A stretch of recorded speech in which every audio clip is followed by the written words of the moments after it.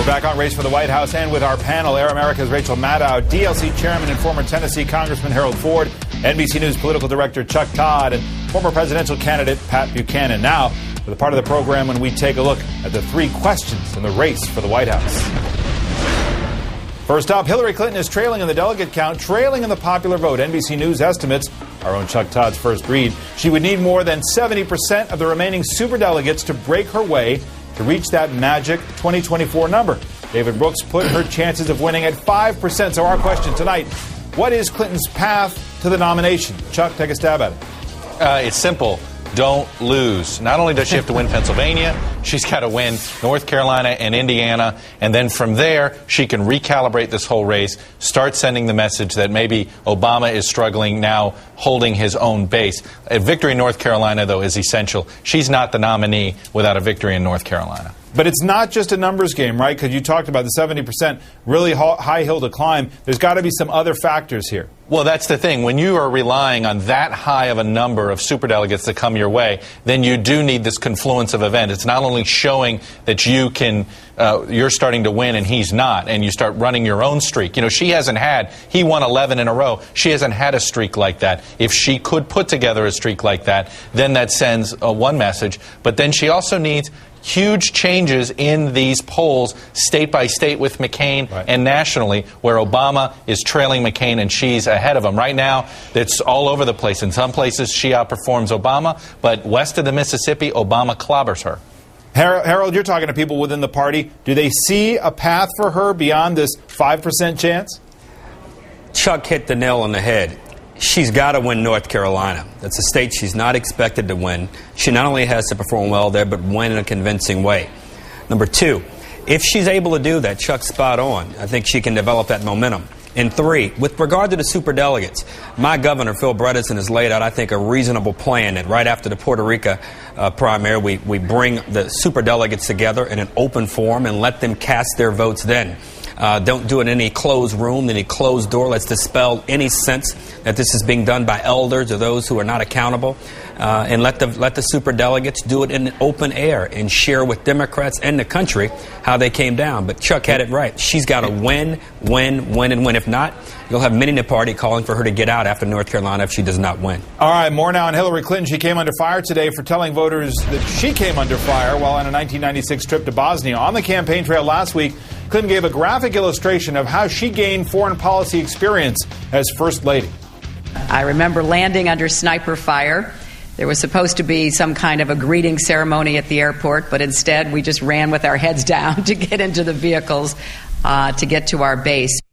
Dope! But then the video came out of the goodwill trip, showed a very different picture. Her campaign first said she misspoke, but talking to reporters late today, Clinton didn't mince words. Listen. So I made a mistake. That happens. It proves I'm human, which, you know, for some people is a revelation.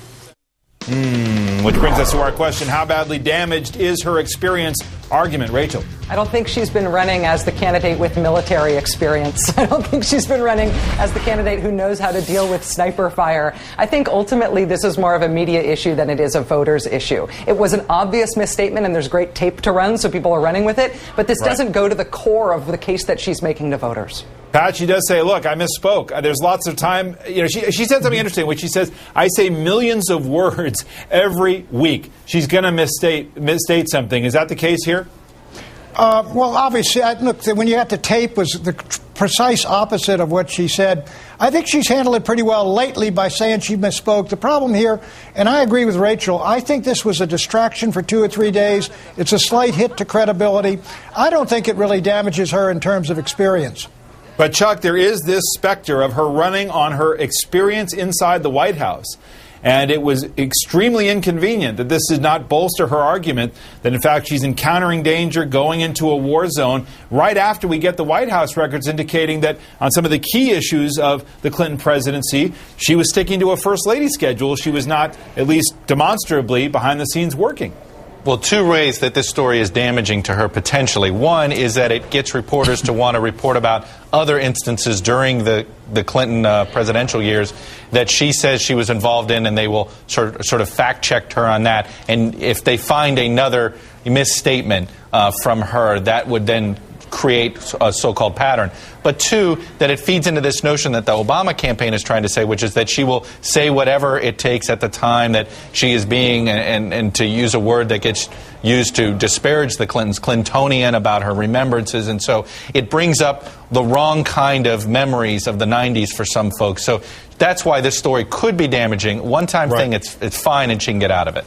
All right, let's talk about number 3. And John McCain will give a major speech in Iraq, in Los Angeles tomorrow. And it comes as the Democrats are planning a major offensive against McCain based on that comment he made that the U.S. could be in Iraq for 100 years. McCain has refused to back down on that. When I interviewed President Bush about it, he thought it was a little bit extreme, but said they could certainly be there at least another 10 years. Our third question for tonight, for candidates running in 2008, how long is too long to be in Iraq? Harold Ford. You have to get the job done, and in the minds of voters across this country, I think a lot of what we're doing now is not working.